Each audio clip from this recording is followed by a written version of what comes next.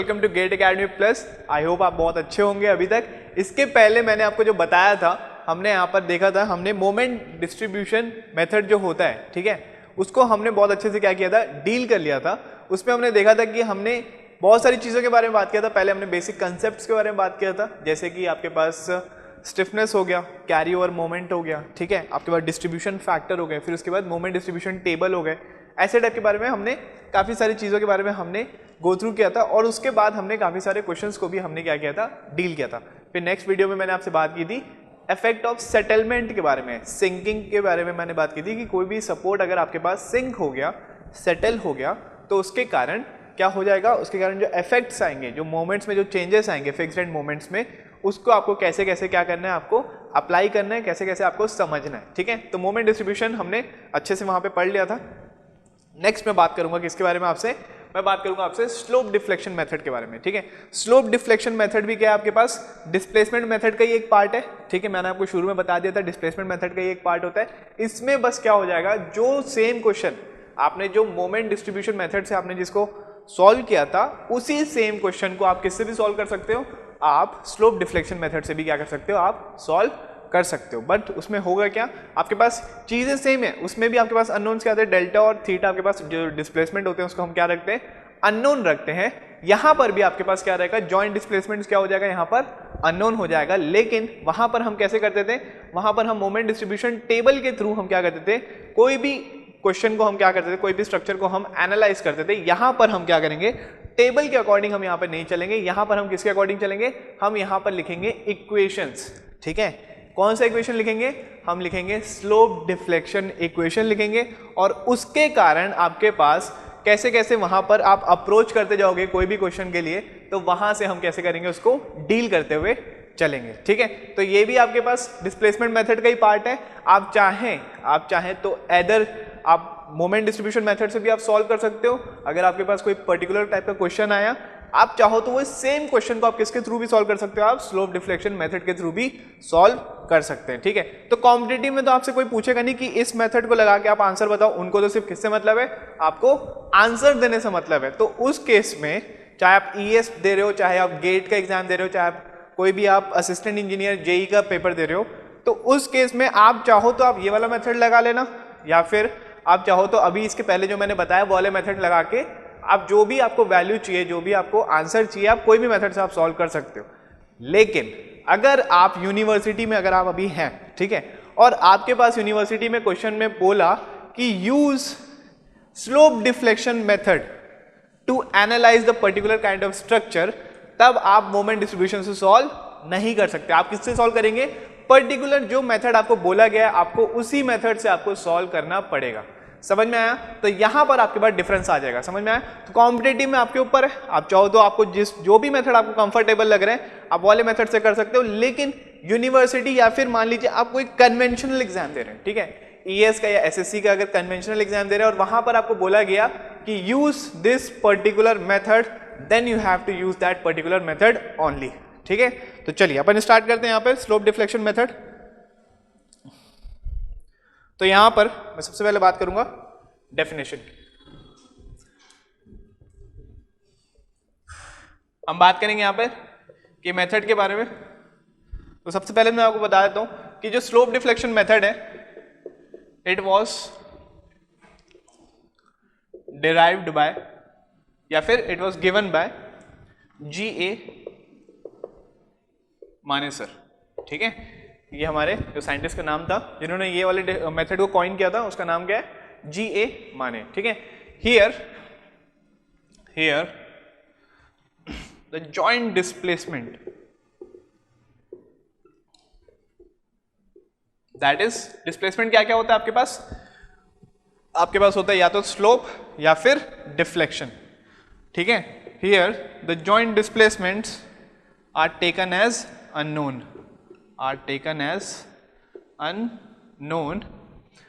and the joint moments joint moment की बात करूंगा तो मैं जो अलग अलग टाइप के आपके पास जो जॉइंट्स है, जैसे मान लीजिए कंटिन्यूअस वी में A B C D, इसमें जॉइंट्स कौन कौन से आपके पास, बी और सी इंटरमीडिएट क्या हो जाएंगे, जो भी सपोर्ट्स हो जाएंगे वो क्या हो जाएगा आपके पास, जॉइंट हो जाएगा। तो जॉइंट मोमेंट की बात करें मतलब क्या हो जाएगा आपके पास, एम ऑफ बी या फिर एम बी को हम फाइंड आउट करते थे, वहां पर भी हम जब टेबल बनाते थे तो एम बी और एम सी की वैल्यू हम क्या करते थे वहां पे निकालते थे। तो यहाँ पे अगर मैं बोलूंगा and the joint moments are derived by the force displacement relation, by the force displacement relation, which is called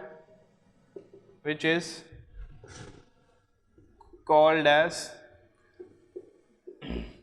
slope deflection equation, ठीक है, which is called as slope deflection equation.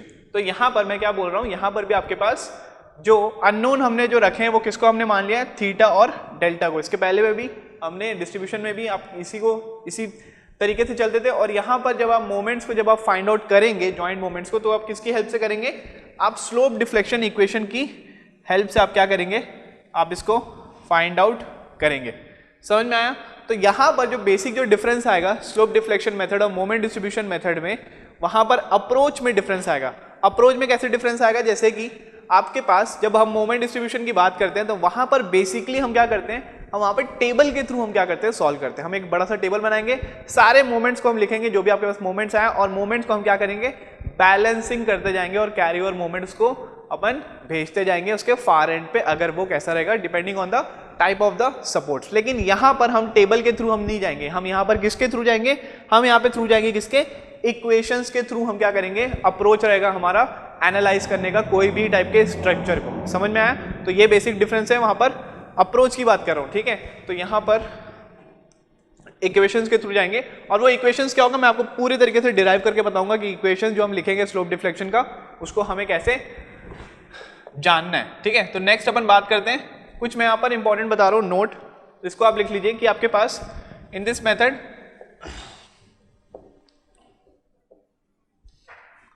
Axial और शियर फोर्स जो रहेगा ना उसको neglect कर देना, ठीक है।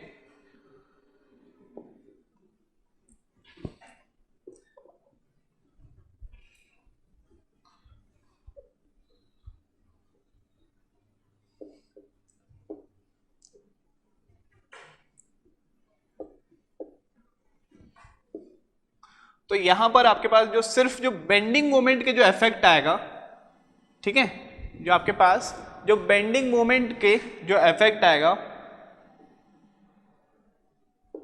बस हमें क्या करना है, उसी को बस कंसीडर करना है, ठीक है। और जो भी आपके पास इक्वेशन जो इनके कारण जो बनेंगे, किसके कारण, एक्सियल फोर्स और शियर फोर्स के कारण जो इक्वेशन बनेंगे उसको हमें नेग्लेक्ट करना है। हमें सिर्फ किसके इफेक्ट को देखना है, हमें सिर्फ बेंडिंग मोमेंट के कारण जो इफेक्ट जो आएगा हमें सिर्फ और सिर्फ उसी को एनालाइज करना है। तो समझ में आया आपको कि यहाँ पर हम इक्वेशंस के थ्रू सॉल्व करेंगे, और जो भी हम जो इफेक्ट्स जो हम लेंगे उसमें हमें किसको सिर्फ प्रीडोमिनेंट मानना है, सिर्फ बेंडिंग मोमेंट को। बाकी जो यहाँ पर जो एक्सियल और शियर फोर्स के इफेक्ट्स जो रहेंगे उसको हमें क्या कर देना है, उसको नेग्लेक्ट कर देना है। ये मेथड सिर्फ किस पे डील करता है, ये मेथड सिर्फ बेंडिंग मोमेंट्स के इफेक्ट्स को ही डील करता है, ठीक है। तो नेक्स्ट अपन देखते हैं यहाँ पर कुछ साइन कन्वेंशन के बारे में बात करूंगा।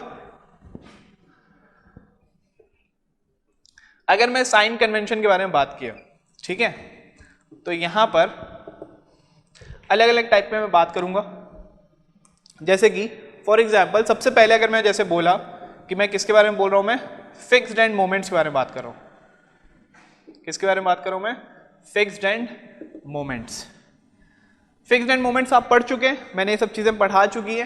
तो इसमें क्या कर रहा हूं मैं, ज़्यादा इफेक्ट मैं वो नहीं करूंगा, मैं बहुत ज़्यादा डीप में नहीं जाऊंगा, क्योंकि हम ये सब चीज़ों के बारे में पहले हमने बहुत ही अच्छे तरीके से हमने बात कर ली है, ठीक है। तो अभी मैं सिर्फ साइन कन्वेंशन के बारे में बात करूंगा। तो फिक्स्ड मोमेंट्स एंड मोमेंट्स में याद रखना, जो आपके पास जो क्लॉकवाइज रहेगा उसको हम हमेशा कैसे ले लेते थे, हम हमेशा ले लेते थे पॉजिटिव, ठीक है। तो क्लॉकवाइज जब भी आप देखोगे कि जो भी फिक्स्ड एंड मोमेंट्स अगर क्लॉकवाइज है तो उसको अपन क्या ले लेंगे, पॉजिटिव। सिमिलरली अगर आपके पास एंटी क्लॉकवाइज जा रहा है फिक्स्ड एंड मोमेंट्स का डायरेक्शन, तो वहां पर हम उसके इफेक्ट को कैसे ले लेंगे, हम साइन को कैसे ले लेंगे, हम ले लेंगे उसे नेगेटिव, ठीक है। यही आपको बताया था एग्जाम्पल के तौर पे। मान लीजिए आपके पास यहाँ पर एक फिक्स्ड एंड बीम है, ठीक है, एक फिक्स्ड बीम है, this is A and this is B. मान के चलिए यहाँ पर क्या लगा आपके पास, फॉर एग्जाम्पल आपके पास एक यूडीएल है, तो यहाँ पर आपके पास जो फिक्स्ड एंड मोमेंट जो जनरेट होते हैं, आपको इसकी वैल्यू पता है कितनी होती है ये, this is M dash A B and this is M dash B A. तो ये चीज़ मैंने आपको पहले भी बता दिया, कोई ऐसा कोई नई बात तो है नहीं यहाँ पर। तो एम डैश ए बी आप कैसा दिख रहा है, आपको एंटी क्लॉकवाइज दिख रहा है, तो इसकी जो वैल्यू आएगी वो कितनी आएगी, माइनस, और इसका जो फॉर्मूला होता है जिसकी जो वैल्यू होती है वो कितनी होती है, WL²/12। अपन डील कर लिए इसको। सिमिलरली एम डैश बी ए की बात करूंगा तो ये कैसा जा रहा है आपके पास, क्लॉकवाइज जा रहा है, तो इसकी जो साइन रहेगी वो कैसे रहेगी, प्लस WL²/12। तो यही मैं आपको बता रहा हूँ साइन कन्वेंशन में, इसमें भी स्लोप डिफ्लेक्शन मेथड में भी जब भी आप यहाँ पर फिक्स्ड एंड मोमेंट्स के बारे में बात करेंगे तो सेम वैसे ही फॉलो करेंगे जो हमने कहाँ पे किया था, मोमेंट डिस्ट्रीब्यूशन मेथड में हमने जैसे इसको फॉलो किया था। हमने कैसे लिया था, एंटी क्लॉकवाइज को हमने नेगेटिव ले लिया था, क्लॉकवाइज को हमने क्या ले लिया था, पॉजिटिव, ठीक है। तो यहाँ पर आपके पास एम डैश ए बी कैसा है, minus WL²/12, M dash B A कैसे है आपके पास, प्लस WL²/12। तो ये हो गई पहली किसकी बात, फिक्स्ड एंड मोमेंट्स की बात, ठीक है। नेक्स्ट अगर मैं बात करूं सेकंड वाला, सेकंड की बात करूं मैं रोटेशंस की, ठीक है। सेकंड में किसकी बात कर रहा हूं, रोटेशंस की। पहले मैंने मोमेंट्स की बात किया, फिर मैं रोटेशन की बात कर रहा हूं। तो इसमें भी आप क्या करोगे, रोटेशन अगर आपके पास क्लॉकवाइज आ रहा है तो उसको आप क्या ले लेना, पॉजिटिव। रोटेशन अगर आपके पास क्लॉकवाइज आ रहा है तो आप क्या ले लोगे, पॉजिटिव। और एंटी क्लॉकवाइज अगर आपके पास आ रहा है तो आप उसको क्या ले लेना, आप नेगेटिव, ठीक है। तो यहाँ पर रोटेशन की बात हो गई। मान लीजिए आपके पास एक बीम है, कोई लोडिंग के कारण वो कैसा हो रहा है, वहां पर वो डिफ्लेक्ट कर रहा है, ठीक है। कोई भी वहां पर फॉर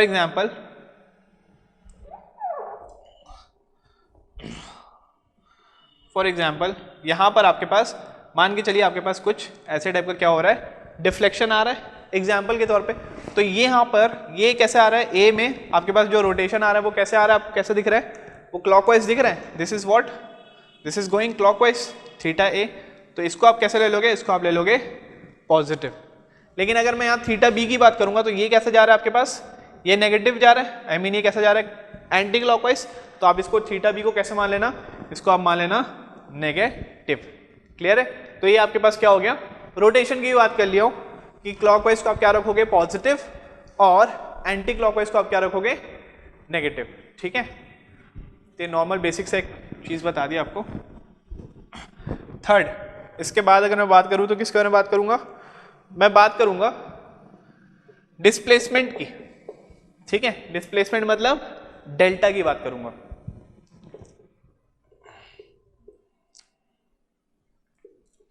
ठीक है। रोटेशन के बारे में बात कर लें, चलिए डिफ्लेक्शन बोल दीजिए इसको, डेल्टा के बारे में बात करते हैं। तो यहां पर आप ध्यान रखिएगा कि आपके पास डेल्टा आपके पास पॉजिटिव होगा when it leads to clockwise rotation, ठीक है। डेल्टा आप जहां पे जो सिंकिंग की बात कर रहा हूं मैं, ठीक है, डिस्प्लेसमेंट की जगह एक काम करता हूं मैं, सेटलमेंट लिख देता हूं यहाँ पर। चलिए यहाँ पर क्या लिख रहा हूं मैं, थर्ड सेटलमेंट लिख रहा हूं। डिस्प्लेसमेंट आप उधर भी कंफ्यूज हो जाएंगे, जॉइंट के डिस्प्लेसमेंट में आप कंफ्यूज हो जाएंगे। तो ये मैं बोल रहा हूँ जॉइंट का सेटलमेंट के बारे में बात कर रहा हूँ। तो यहाँ पर जो डेल्टा जो रहेगा उसको आपको क्या लेना है, पॉजिटिव ले लेना। कब, जब आपके पास वो कैसा प्रोड्यूस कर रहा है, वो क्लॉकवाइज रोटेशन क्या कर रहा है, वो प्रोड्यूस कर रहा है। फॉर एग्जाम्पल, ठीक है, फॉर एग्जाम्पल, वैसे तो समझ में नहीं आएगा लिखने पे डेफिनेशन, तो हम ऐसे समझते हैं, एग्जाम्पल देंगे। जैसे मान लीजिए यहाँ पर सेटलमेंट कौन सा जॉइंट हो रहा है, आपके पास जो जॉइंट बी है वो क्या हो रहा है, आपके पास सेटल हो जा रहा है। मतलब वो कैसा हो रहा है, वो नीचे आ गया, जॉइंट बी में यहाँ पर सेटलमेंट आ गई, ठीक है। तो ये क्या है आपके पास, दिस इज डेल्टा। अब यहाँ पर जो ए से जो बी है वो कैसे होगा आपके पास जॉइंट, कुछ इस टाइप से। अब ये वाले जो सेटलमेंट जो आया, ये रोटेशन कैसे प्रोड्यूस कर रहा है, ये रोटेशन कैसे प्रोड्यूस कर रहा है, ये प्रोड्यूस कर रहा है क्लॉकवाइज, ठीक है। रोटेशन कैसे प्रोड्यूस हो रहा है, ये हो रहा है आपके पास क्लॉकवाइज रोटेशन प्रोड्यूस हो रहा है। तो इसका मतलब आप यहाँ पे जो डेल्टा जो प्रोड्यूस हुआ उसका साइन कन्वेंशन आप कैसे ले लेना, आप उसका साइन कन्वेंशन ले लोगे वो कैसा, पॉजिटिव। क्लियर है। तो अब देखो अभी कुछ समझने का नहीं है, अभी अगर आप बोलोगे कि अरे यार ये क्या ले रहे हैं क्या नहीं ले रहे, तो ये बस सुनते जाओ। इसका एप्लीकेशन कब होगा, जब यहाँ पर अपन जब क्वेश्चन सॉल्व करेंगे तब इसका क्या होगा, एप्लीकेशन होगा। तो जस्ट मैं अभी साइन कन्वेंशन बता दे रहा हूँ कि पहले आप नोट डाउन कर लो, आगे जाके आपको क्या हो जाए, प्रॉब्लम ना है कि यार यहाँ पे हमने पॉजिटिव क्यों लिया, यहाँ पे हमने नेगेटिव क्यों ले लिया, ऐसे टाइप का। ठीक है, तो नेक्स्ट अगर मैं बात करूंगा सेटलमेंट का, इसी का मैं दूसरा केस बोलूं तो डेल्टा क्या ले लेंगे हम, नेगेटिव। कब, just opposite, when it leads to anti clockwise rotation. ठीक है, when it leads to anti clockwise rotation. For example again same, हमने क्या ले लिया, फिक्स्ड बीम ले लिया, कौन सा, ए और बी। सपोज यहां पे मान लीजिए कि आपके पास जो ए है वो सेटल कर गया, आपके पास जो ए जो सपोर्ट है वो क्या हो रहा है, आपके पास सेटल कर जा रहा है। ठीक है, तो अब जो इसका डायग्राम बनेगा वो कैसा बनेगा, कुछ ऐसे टाइप का। ठीक है, एमडीएम में हमने पढ़ लिया, मोमेंट डिस्ट्रीब्यूशन मेथड में। तो यहां पर आपके पास अगर आप रोटेशन देखोगे तो रोटेशन कैसा आ रहा है आपके पास, थीटा बी जो आ रहा है वो कैसा आ रहा है, एंटी क्लॉकवाइज आ रहा है। तो इसका मतलब ये कैसा आ रहा है, सिंस ये एंटी क्लॉकवाइज आ रहा है तो यहां पर ये जो डेल्टा जो आया है आपके पास, अगेन ये जो डेल्टा जो आया है इसको आप कैसे ले लोगे, इसको आप ले लोगे नेगेटिव। क्यों, क्योंकि यहां पर जो रोटेशन जो प्रोड्यूस कर रहा है ये डेल्टा, वो कैसा प्रोड्यूस कर रहा है, वो एंटी क्लॉकवाइज रोटेशन प्रोड्यूस कर रहा है। तो इसी कारण हमने क्या कर लिया, डेल्टा को हमने नेगेटिव ले लिया। और यहां पर हमारे पास जो रोटेशन जो प्रोड्यूस कर रहा है वो कैसा प्रोड्यूस कर रहा है, क्लॉकवाइज। तो सिंस ये क्लॉकवाइज प्रोड्यूस कर रहा है तो डेल्टा को आप कैसे ले लोगे, आप इसको ले लोगे पॉजिटिव। समझ में आया। तो यहाँ पे रोटेशन साइन कन्वेंशन के बारे में बात किया, तो साइन कन्वेंशन हमने फिक्स्ड एंड मोमेंट्स के बारे में बात की, हमने रोटेशन के बारे में बात किया, और हमने सेटलमेंट या फिर सिंकिंग या फिर डिस्प्लेसमेंट के बारे में बात कर लिया। ठीक है, तो ये थीटा था, ये डेल्टा था, and this is M dash, fixed end moments. Clear है। नेक्स्ट अपन देखते हैं स्लोप डिफ्लेक्शन का इक्वेशन हमें कैसे बनाना है। चलिए, हमने बात कर ली यहाँ पर साइन कन्वेंशन और बेसिक इंट्रोडक्शन की। अब यहाँ पर जो सबसे इंपॉर्टेंट जो चीज़ है वो क्या है हमारे पास, स्लोप डिफ्लेक्शन इक्वेशन के बारे में जो मैं आपको जब से बता रहा हूँ उसके बारे में हम देख लेते हैं कि वो क्या है। ठीक है, तो टॉपिक मेरी क्या रहेगी, slope deflection equation.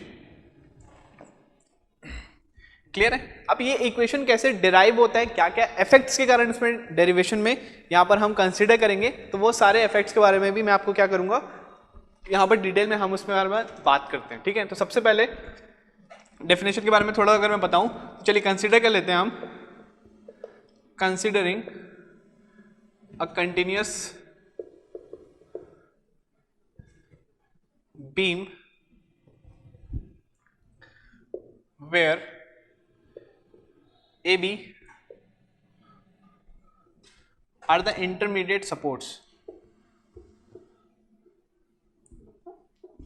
where AB are the intermediate supports। ठीक है, कंसिडर कर रहा हूं मैं। अब यहां पर ये बोल रहा है द मोमेंट्स डेवलप्ड, या फिर अपन लिख लेते हैं the final and moments, the final end moments developed at A and B, at A and B, मतलब फाइनल एंड मोमेंट्स की बात कर रहा हूं, तो मतलब क्या, M of AB और M of B है। ठीक है, इनके बारे में बात कर रहा हूं कि the final and moments developed at the support A and B, that is M of AB and M of BA, will be due to the effects of।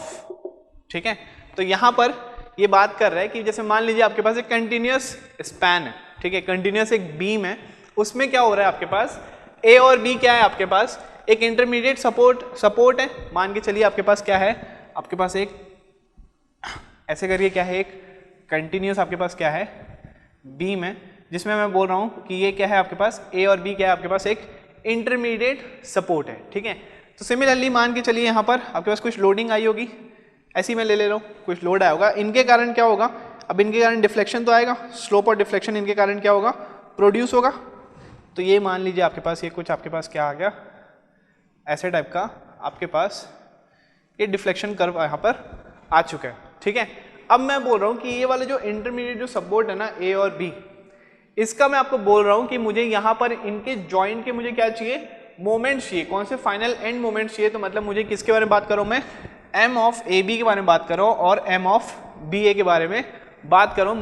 मुझे निकालना है, तो मैं स्लोप एंड डिफ्लेक्शन कैसे डिराइव करूंगा ये दोनों moments को निकालने के लिए। तो बोल रहा है कि ये मोमेंट्स निकालने के लिए आपको कुछ कुछ इफेक्ट्स का कंसिडर करना पड़ेगा। ये जो मेथड है स्लोप डिफ्लेक्शन मेथड, उसमें आपको बोला है कुछ कुछ इफेक्ट्स के आपको क्या करने पड़ेंगे, कंसिडर करने पड़ेंगे। तो सबसे पहला जो इफेक्ट है वो क्या हो जाएगा आपके पास, उसके बारे में बात करते हैं। तो जो सबसे पहला इफेक्ट है वो क्या है आपके पास, इफेक्ट ऑफ लोडिंग, ठीक है। तो जो मोमेंट जो डेवलप हो रहा है किनके कारण, जो भी आपने एक्सटर्नल जो लोड जो आपने लगाया है वो लोड के कारण सपोर्ट्स में जो मोमेंट जो डेवलप हो रहा है उसको आपको क्या करना पड़ेगा, कंसिडर करना पड़ेगा, ठीक है। सेकंड बोल रहा है आपके पास rotation of joint A, rotation of joint A, मतलब रोटेशन की बात कर रहा हूं तो मतलब क्या, थीटा ए, ठीक है। नेक्स्ट आपको बोल रहा है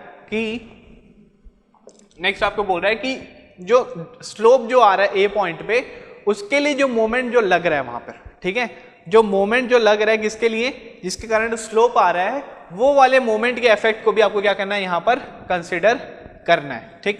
थर्ड पॉइंट में बोलूं तो क्या बोल रहा है आपको, रोटेशन ऑफ जॉइंट बी, इसका मतलब क्या है आपके पास, थीटा बी, ठीक है।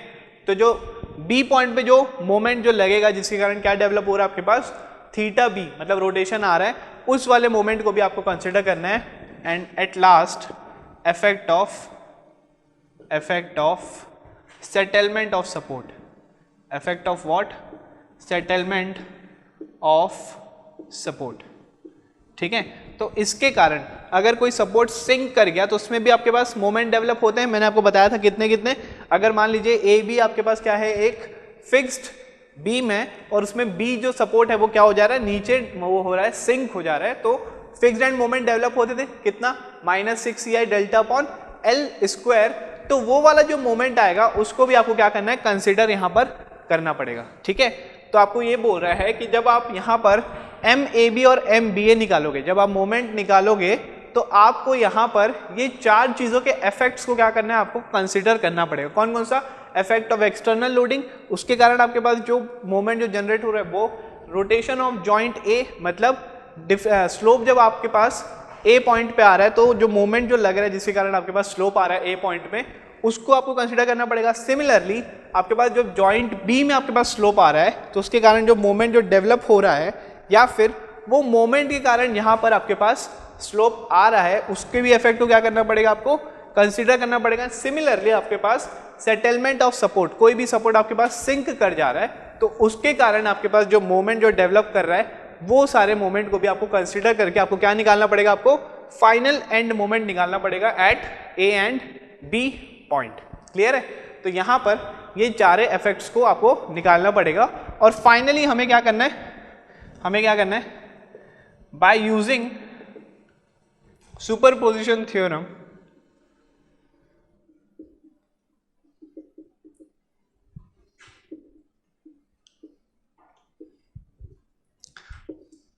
the final end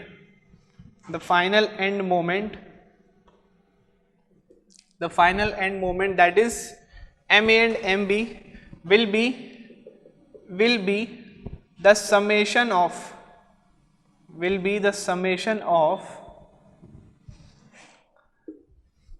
all the effects। कौन कौन से all the effects मान ले, ये हमने जो चार जो हमने इफेक्ट्स यहाँ पे जो लिखा है वो सारे चारों इफेक्ट्स को कंबाइन करके जो आपके पास जो मोमेंट आएगा वही क्या होगा, आपके पास फाइनल एंड मोमेंट होगा। ठीक है। By using superposition theorem the final and moments will be the summation of all the effects combined. ठीक है। तो आप जब ये निकालोगे तो आपको ये वाला प्लस ये और प्लस ये चारों के मोमेंट्स आप क्या करोगे, ऐड कर दोगे तो आपको क्या मिल जाएगा, आपको फाइनल एंड मोमेंट आपको मिल जाएगा। क्लियर है? तो यहाँ पर हमें यही चीज़ निकालनी है। अब आप बोलोगे सर ये क्या लिखे हो, कुछ समझ नहीं आ रहा है, तो समझ में नहीं आएगा जब तक आप क्या करोगे, उसको प्रैक्टिकली आप देखोगे नहीं, जब तक कोई एग्जाम्पल के थ्रू क्या हो जाएगा, आप उसको समझोगे नहीं। तो सबसे पहले मैं क्या कर रहा हूँ, यहाँ पर मैंने क्या लिखा था, इफेक्ट ऑफ लोडिंग के बारे में लिखा था। तो मैं सबसे पहले क्या कर रहा हूँ, इफेक्ट ऑफ लोडिंग वाला केस आपको समझा रहा हूँ। ठीक है, यहाँ पर मैं किसके बारे में बात कर रहा हूँ, मैं इफेक्ट ऑफ लोडिंग। तो एग्जाम्पल के तौर पे मान लीजिए जैसे यहाँ पर मैंने एक लोड लगाया, कौन सा, P का मैंने क्या लगाया, एक लोड। ठीक, अब इसके कारण आपके पास जो मोमेंट जो जनरेट हो रहा है, ठीक है, इसके कारण आपके पास जो मोमेंट जनरेट होगा, चलिए बताइए वैल्यू कितनी आती है इसके। अगर मैं यहाँ पर बोलूँ एक आपके पास ऐसे टाइप का कुछ मोमेंट जनरेट होगा, this is A and this is B, ये सेंटर पे लगा है, तो this is L/2 and this is L/2। तो यहाँ पर आपके पास क्या आ जाएगा, फिक्स्ड एंड मोमेंट आ जाएगा, M-AB और M-BA। वैल्यू कितनी होती है इसकी, अगर आपके पास सेंटर में पॉइंट लोड लगा है तो PL/8 और PL/8। तो देखिए सबसे पहले मैंने क्या किया, इफेक्ट ऑफ लोडिंग के कारण, ठीक है, तो यहाँ पर मैंने एक लोड लगाया, इनके कारण क्या हो रहा है, यहाँ पर मेरे पास कुछ मोमेंट आएगा, कितना आया वो, PL/8 और PL/8। सिमिलरली अगर वो UDL होता, लोडिंग कैसी होती है आपके पास, UDL होती तो वो कितना होता, WL²/12, और ये भी कितना होता है, WL²/12। तो इसको मैं क्या बोल दे रहा हूँ, इसको मैं बोल रहा हूँ फिक्स्ड एंड मोमेंट्स। ठीक है, M' क्या होता है आपके पास, फिक्स्ड एंड मोमेंट्स। तो ये हमारे पास पहला वाला इफेक्ट था। ठीक है, ये क्या था आपके पास, effect of loading. This was what, this was effect of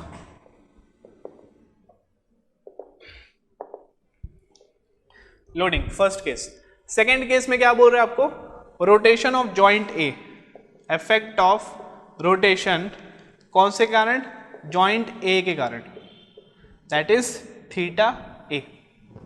ठीक है, तो इसके कारण जो मोमेंट आ रहा है उसको भी हमें क्या करना है, उसको भी हमें यहाँ पर उसके इफेक्ट्स को भी कंसिडर करना है। तो सबसे पहले देखते हैं मोमेंट कितना आएगा। एग्जाम्पल के तौर पे यहाँ पर मुझे मोमेंट चाहिए ए पॉइंट पे, तो ए पॉइंट पे मोमेंट देने के लिए मुझे कैसा बनाना पड़ेगा, इसे मुझे बनाना पड़ेगा हिंज्ड।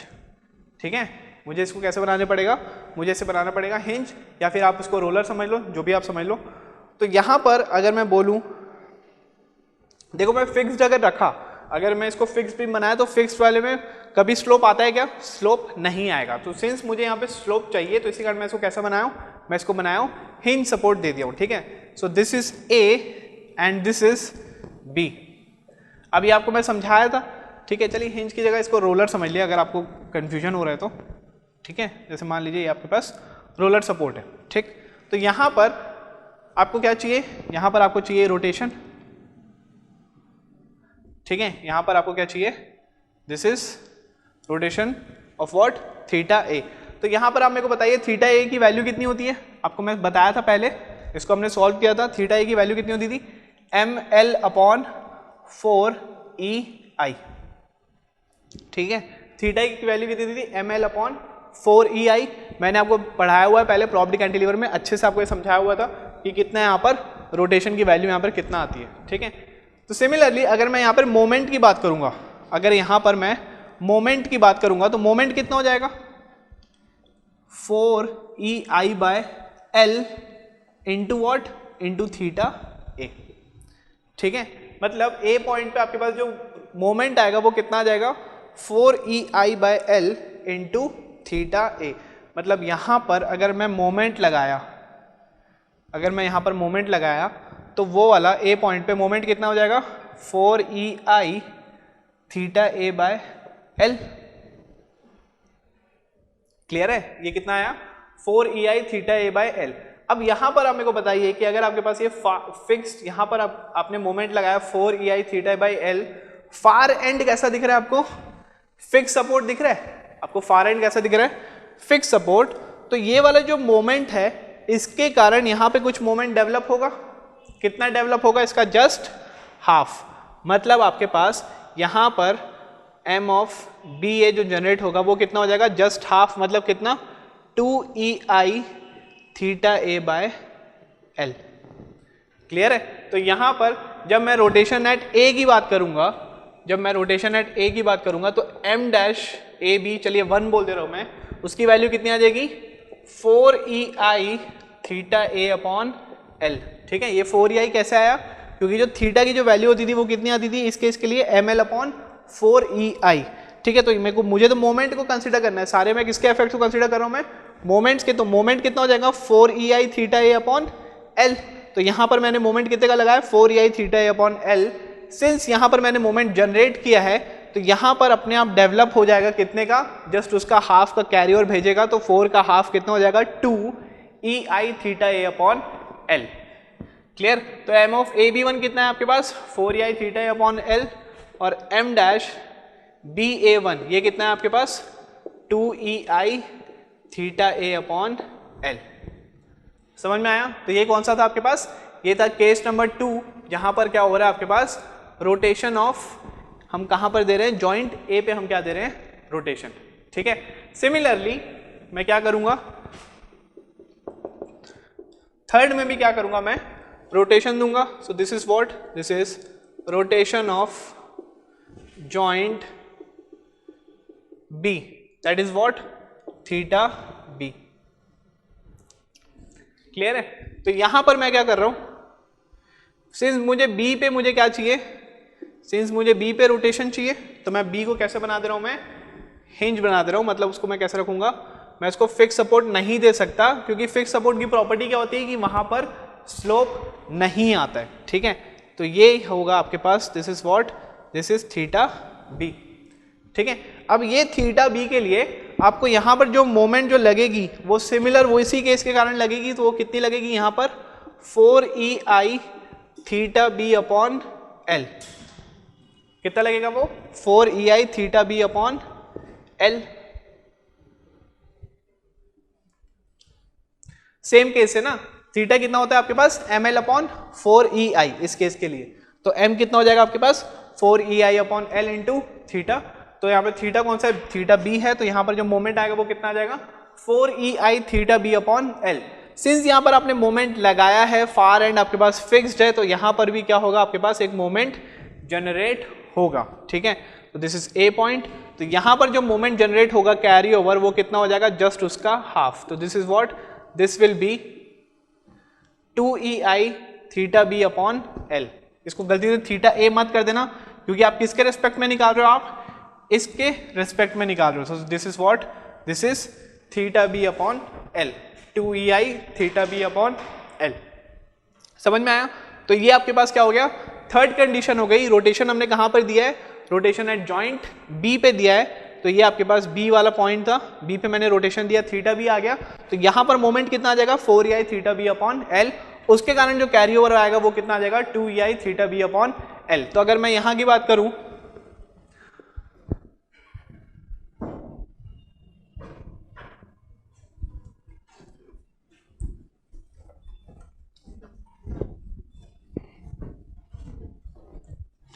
अगर मैं उस वाले पॉइंट की बात करूं तो उसको मैं चलिए मान लेता हूं सेकंड से, तो m डैश AB2 और m डैश BA2 वो कितना कितना आ जाएगा।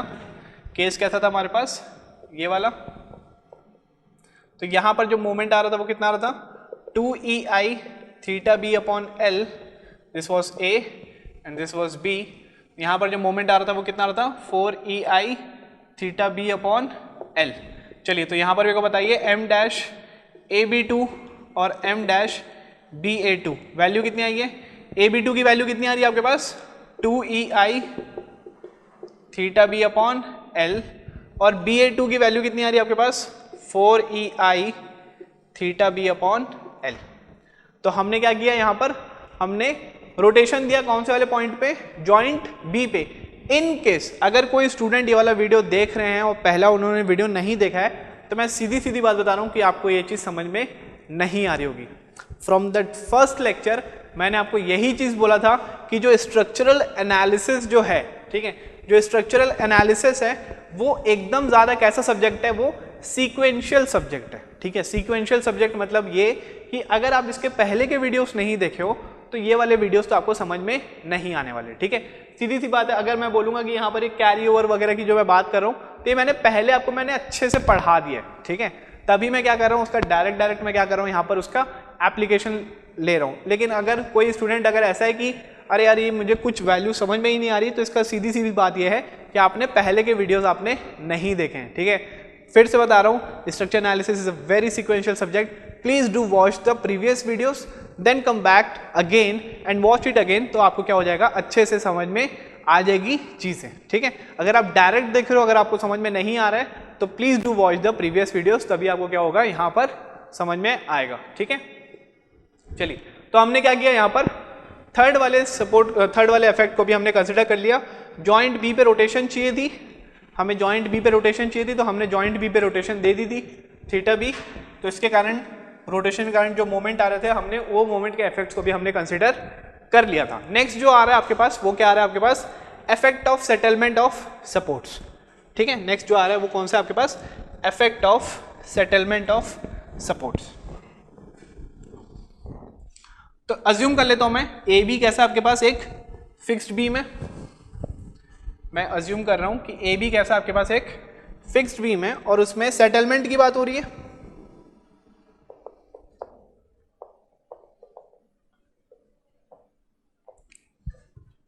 सेटलमेंट की बात हो रही है, तो कोई एक सपोर्ट को मैं सेटल करवा दूंगा। मान के चलिए, लेट सपोर्ट बी जो है आपके पास, let support B sinks by delta, ठीक है। तो यहां पर आपके पास ए बी कैसा दिख रहा है आपको, एक फिक्स सपोर्ट दिख रहा है, फिक्स्ड बी में आपके पास A and this is B. इसमें क्या हो रहा है, बी में क्या बोल रहा हूं कि बी क्या कर रहा है, थोड़ा सा सिंक कर दे रहा है, सेटल हो जा रहा है, कितने से, डेल्टा से वो क्या हो जा रहा है आपके पास, सिंकिंग उसमें आ रही है, ठीक है। तो ये आ जाएगा आपके पास, ठीक। अब यहां पर जो रोटेशन जो आ रहा है वो कैसा आएगा, रोटेशन आपके पास आ रहा है क्लॉकवाइज। सिंस यहां पे रोटेशन क्लॉकवाइज आ रहा है, तो मोमेंट कैसा आ जाएगा, दोनों एंटी क्लॉकवाइज। ये भी आपको पहले मैं बता चुका हूं, जब मैं सेटलमेंट समझा रहा था तो मैंने क्या बताया था, दोनों मोमेंट के डायरेक्शन सेम रहेंगे और ये अपोजिट रहेंगे किसके, जो आपके पास रोटेशन का जो डायरेक्शन रहेगा। So this will be M dash A B 3 बोल देता हूं इसको, and this will be M dash B A 3, ठीक है। दोनों एंटी क्लॉकवाइज है, तो दोनों कैसे आ जाएंगे आपके पास, माइनस नेगेटिव आ जाएंगे। तो एम डैश ए बी 3 की वैल्यू कितनी होती है, -6EI delta upon L square. पढ़ा चुका हूं पहले भी आपको सिंकिंग का। Similarly M dash B A 3 इसकी वैल्यू आपको बता दूंगा, तो ये कितनी आ जाएगी, -6EI delta upon L square, ठीक है। तो यहां पर आपने सबसे पहला, एक बार फिर से रिवाइज करवा रहा हूं मैं, सबसे पहला इफेक्ट क्या था आपके पास, इफेक्ट ऑफ लोडिंग। तो जो भी गिवन लोडिंग रहेगी उसके कारण जो मोमेंट्स जो डेवलप हो रहे हैं, फिक्स्ड एंड मोमेंट्स, उसको मैंने क्या बोल दिया, M dash A B and M dash B A. Next effect जो था उसमें क्या बोला था, रोटेशन ऑफ जॉइंट ए के कारण जो मोमेंट्स के जो इफेक्ट आ रहे हैं। तो मैंने ए पॉइंट पे मुझे रोटेशन देना था, तो फिक्स सपोर्ट पे रोटेशन तो वो नहीं है, पॉसिबल नहीं है, क्योंकि अगर फिक्स सपोर्ट है तो मतलब वहां पे रोटेशन कितना हो गया, 0। लेकिन मुझे रोटेशन चाहिए थी ए जॉइंट पे, तो इसी कारण मैंने फिक्स की जगह पर मैंने क्या लगाया, यहाँ पर हिंज लगा दिया या फिर रोलर सपोर्ट लगा दिया। तो उसके कारण आपके पास जो रोटेशन आ रहा है, उस रोटेशन की वैल्यू कितनी होती थी, ml/4EI। इसको मैंने पहले सॉल्व कराया हुआ है बहुत अच्छे तरीके से। तो यहाँ पर मुझे मोमेंट चाहिए, तो मोमेंट कितना हो जाएगा, 4EI theta A upon L. Just मैंने उधर भेजा, तो जो मोमेंट जो आ रहा है ए पॉइंट पे वो कितना आ रहा है, 4EI theta A upon L. Similarly moment of B A जो आ रहा है जस्ट उसका कैरी ओवर हो जाएगा, क्योंकि फार एंड आपके पास कैसा दिख रहा है, फिक्स्ड, तो जस्ट उसका हाफ हो जाएगा। कितना हो जाएगा ये, 2EI theta A upon L. Next मैंने क्या बोला था, तो यहां पर हमारे पास MAB1 आ गया और MBA1 भी आ गया। नेक्स्ट क्या हमारे पास, रोटेशन ऑफ जॉइंट बी। तो मुझे बी में रोटेशन चाहिए था, तो इसी कारण मैंने इसको क्या मान लिया, मैंने हिंज मान लिया। तो यहाँ पर मैंने फिक्स सपोर्ट नहीं दिया, क्योंकि फिक्स सपोर्ट कैसा हो जाएगा, रोटेशन 0 कर देगा। तो यहाँ पर मैंने हिंज कर लिया। तो हिंज के लिए यहाँ पर रोटेशन आई, और यहाँ पर जो मोमेंट जो डेवलप हो रहा है, जो मोमेंट जो हम अप्लाई करेंगे वो कितने का करेंगे, 4EI theta B upon L. तो ये मोमेंट के कारण जो फार एंड पे जो मोमेंट जो डेवलप होगा, क्योंकि फार एंड कैसा आपके पास फिक्स्ड कैरी ओवर मोमेंट भेजेगा, कितना, जस्ट उसका आधा, तो ये कितना हो जाएगा 2EI theta B upon L। तो यहाँ पर मैंने ये दोनों का भी इफेक्ट को मैंने कंसिडर कर लिया, ठीक है, 2EI theta B upon L और 4EI theta B upon L। Last जो हमारे पास इफेक्ट है वो क्या है आपके पास, effect of settlement of support. तो मैंने बोल रहा हूँ कि लेट में मान लिया कि जो B सपोर्ट है वो क्या हो जा रहा है, सिंक हो जा रहा है, तो उसके कारण आपके पास दोनों में जो मोमेंट जो आएगा वो कितना होता है 6EI delta upon L square, 6EI delta upon L square. समझ में आया? ये चार इफेक्ट जो थे, ये चारों इफेक्ट को हमने अच्छे से यहाँ पे डील कर लिया, ठीक है। उसके बाद मैंने क्या बोला था, उसके बाद मैंने बोला था कि हम क्या करेंगे, चारों इफेक्ट के जो मोमेंट्स है उसको हम क्या करेंगे, सुपर इम्पोज करके, ठीक है, हम वहाँ पर सुपर इम्पोज करके हम निकाल लेंगे हमारे फाइनल एंड मोमेंट्स, ठीक है।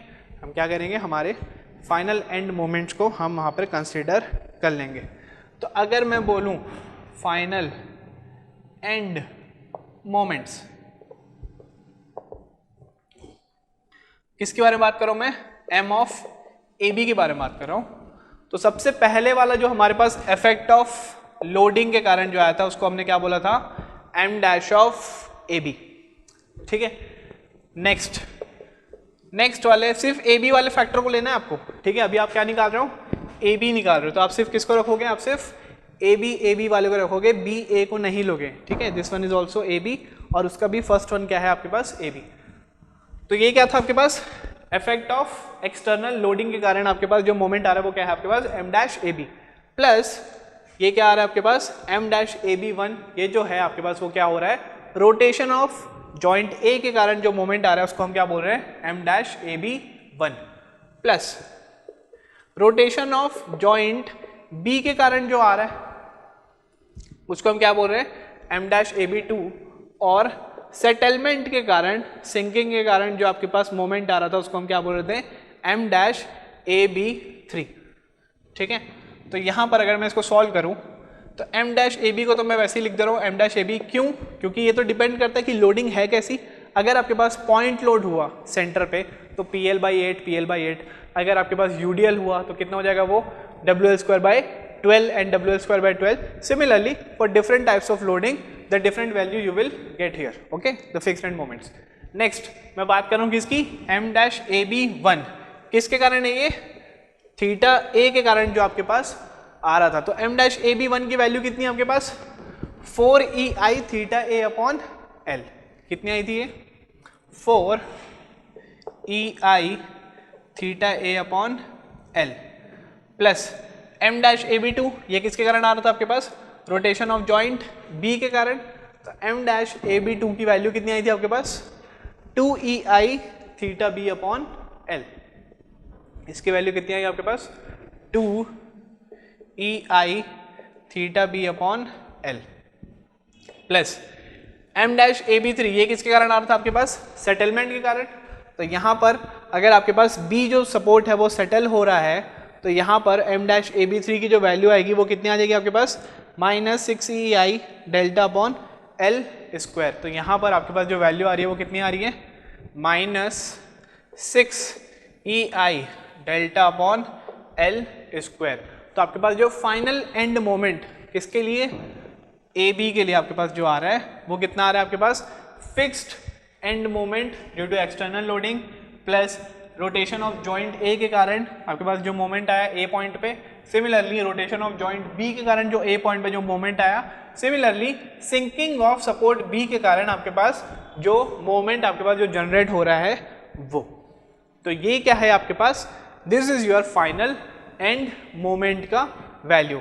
सो we are superimposing all and the summation of the effects of individual loading will give the final end moment। तो इसको हम ऐसे भी लिख सकते हैं, m dash A B plus हमने यहाँ से 4, 2 और 6 में से हमने 2 को हमने कॉमन ले लिया, EI बाई एल को भी हमने कॉमन ले लिया, कॉमन लेके हम यहाँ पर क्या लिख रहे हैं, this is 2 into theta A plus theta B minus 3 delta by L, ठीक है। माइनस हमने क्या कर दिया 3 डेल्टा बाय एल को हमने क्या कर दिया, यहाँ पर लिख लिया, 2EI/L को हमने कॉमन ले लिया, ठीक है। तो ये जो आपके पास जो आया है, ये जो इक्वेशन है MAB की, यही आपके पास क्या है, this is your slope and deflection equation, this is your slope deflection equation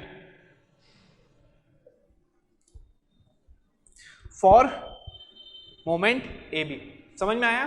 तो ये जो चीज आपके पास आई है, यही आपके पास क्या है, आपके पास फाइनल स्लोप डिफ्लेक्शन इक्वेशन है। सिमिलरली अगर मैं फाइनल एंड मोमेंट कौन से बारे में बात करूं, मैं B के लिए बात करूंगा, तो M ऑफ B A के लिए अगर मैं बात करूंगा,